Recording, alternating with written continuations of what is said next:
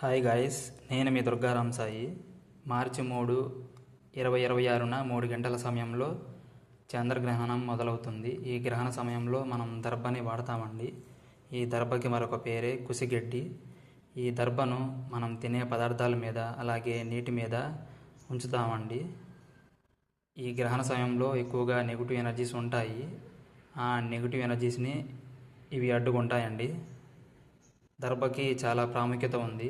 ఈ దర్భను ఆయుర్వేదంలో అలాగే మన హోమాలు చేసేటప్పుడు కానీ యజ్ఞాలప్పుడు కానీ ఈ దర్భను వాడతారండి. ఈ దర్భను ఎలా గుర్తించడం అంటే, దర్భ చాలా పల్చగా ఉండిద్దండి.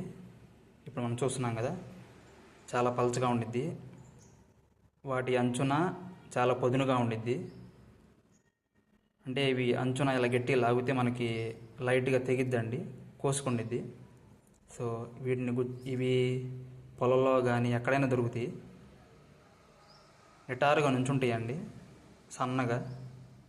ఇవి మీకు తెలిస్తే షేర్ చేయండి, దర్భ అని. Thank you.